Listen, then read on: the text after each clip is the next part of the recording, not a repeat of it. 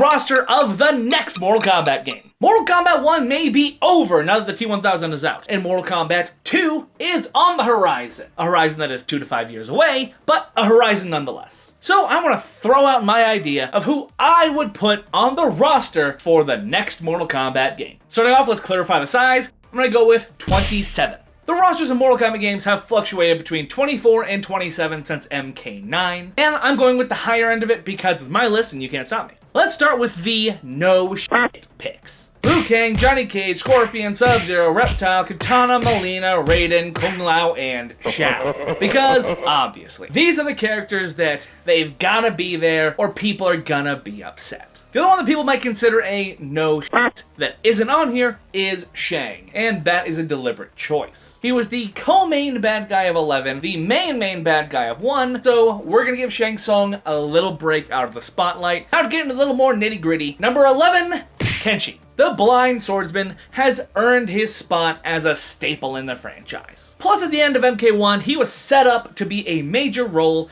in the story moving forward in the next game specifically. So yeah, Kenshi's back. And speaking of the major role, 12 Jax, 13 Sonya, 14 Kano, and 15 Aaron Black. That's right, the heart of the Special Forces storyline is back, but they're not exactly how you remember them. This new era is all about revamping the old and bringing back the new with a new flavor to them. We already know what Jax is up to, but all we know about Kano and Sonya is that they exist. Plus, MK1 was the first Mortal Kombat game to not have any of these guys on the roster, and look how that turned out. By the way, don't forget to sign the petition saying that you want a Mortal Kombat 9 remaster. We got a bunch of signatures so far, but we got a long way to go and a short time to get there. The anniversary of Mortal Kombat 9's release is April 19th, and I want to get to at least 1,000 signatures by then. Go sign up, QR code right here. Anyway, back to the video. Number 16, Havoc. Without a doubt, the best addition from the 3D era. And despite the picadillos I had with him in MK1, if it was up to me, Havoc would be in every Mortal Kombat game moving forward. Number 17, Ermac. I don't personally strongly care for Ermac, and originally this spot was going to go to Hotaru, but I acknowledge that we needed more OG trilogy representation. Ermac is a BFD with the fan base, so he gets it. Speaking of Red Ninjas, Sector. And yes, for the first time ever, we're going to have Sector in a Mortal Kombat game without Cyrax. In story, it's because Cyrax gave up her power armor and is being trained by the Shiryu in the ways of normal ninjutsu. The meta reason is because MK1 made Sector more interesting while making Cyrax less interesting. So we're going with the more interesting one, and Cyrax can come back later. Number 19, Serena. The Demoness has been teased for way too long. Guest appearing in 9 and X, marrying Cabal in 11, being a cameo in 1, it is time for Serena to get her first proper Mortal Kombat main roster appearance. Number 20, Tremor. Because you, that's why I want my Rock Ninja. He's just cool. And speaking of F you, I just like him a lot. Number 21, Kintaro. Mortal Kombat just feels wrong without a Shokan on the playable roster. And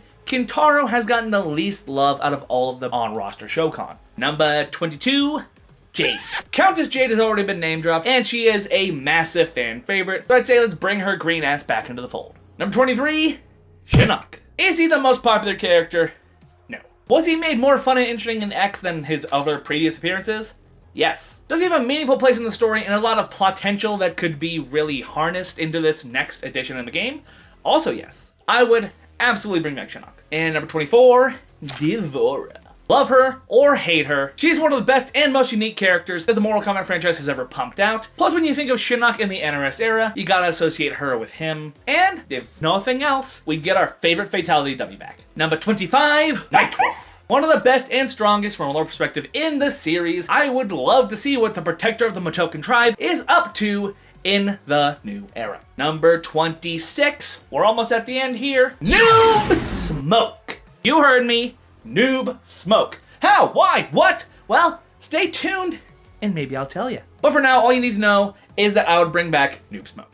And last up, the final character that I would add into the next Mortal Kombat game if I was the one in charge of making this roster would be a new character. Say what you will about the NetherRealm Studios WB era of Mortal Kombat, they've had some of the best newcomers that the franchise has seen. Scarlet, Cassie, Takeda, Kodokan, Aaron Black, Ferritor, Garrus, even the Collector is better than half or more of the 3D era originals. Sorry, Dairu and Kai. So that said, I would have a brand new character as the final addition on the next game's roster. And screw it, I wasn't gonna do it originally, but let's do the first combat pack because everyone loves guest characters. For the next game, for the combat pack, I would have Cassie, Art, Cabal, the TX from Terminator 3, Floyd, and Doomslayer. Now you may be wondering, how would I put all these characters to use in the story mode? Because Mortal Kombat, they've always based their roster off of what's going on in the story. Well, if you want to know how I would do it, stay tuned. And please follow for more MK content, and please consider joining the Patreon. I'm actually putting out new content again! Please consider going and joining the Patreon. I got cool stuff there, and I could really, really use the support. Love you, bye.